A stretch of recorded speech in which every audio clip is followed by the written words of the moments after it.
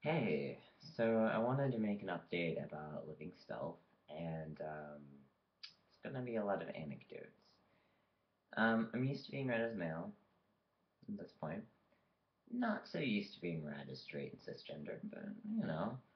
Um, okay, so the other day in class we were talking about our subjectivities, because I'm in one of those classes. We talk about those things. And this woman turned to me and she was like, man, as a white, straight man who's never experienced any form of oppression, how will you identify with the people that we're interviewing? And I was like, I have no idea. You're right. Wow. So, that was awkward.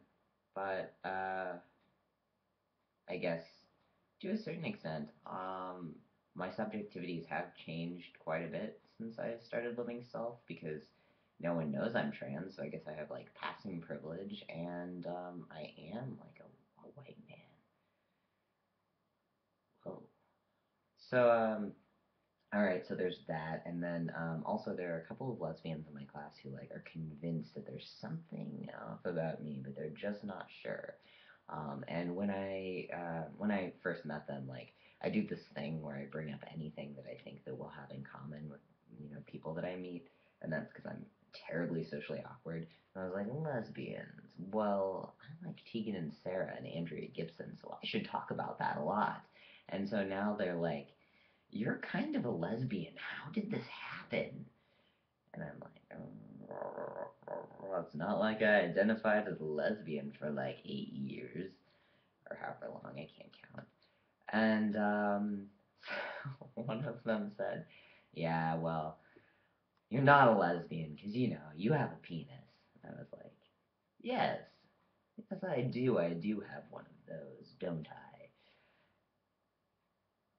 And then, like, 30 minutes later, I'm thinking, not all, uh, some people with penises are lesbians, or some lesbians have penises. Like, I thought of that like 30 minutes later, and then the conversation has totally shifted, and it would be really weird if I just turned around and said that, because class was going on. But yeah, I always think of my callouts or comebacks like at least 30 minutes after the fact. And I'm kind of struggling with people saying things that are offensive and me just going like, for like a really long time until I think of something to say. And then I think like, should I say something? Should I not say something? And like, I feel like I should say something because that would be more true to my beliefs. But I also don't want to say anything because I feel like I'll fuck it up. Or also, uh, I'm worried that it'll actually alienate people and I won't accomplish anything. Although I don't accomplish anything by not saying something, so I need to figure out what I'm going to do in this situation. Not that it's like my responsibility to speak for all like oppressed groups by speaking out for them. That is being a good ally, I think. But yeah, it's particularly awkward when people say things against trans men, and I'm just like, oh fuck, I'm not here. Yeah, but other than those situations, which are few and far between. I mean, people. I'm in a sociology program, so most people are awesome.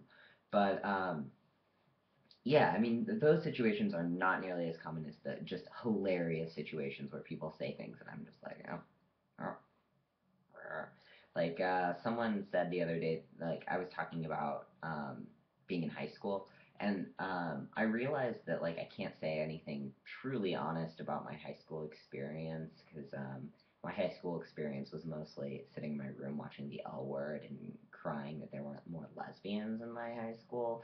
So if I said that, that would sound super weird without the context that I'm transgender. So um, I was just talking about how like I was really emo in high school and like I had my ears gauged and which is not really high school, that was like college, but I'm embarrassed that that happened in college. And like, my hair was dyed black and my hair was kind of longish and people are like, wow, I can't imagine that. And I'm thinking a lot of things that you probably cannot imagine about me. So yeah.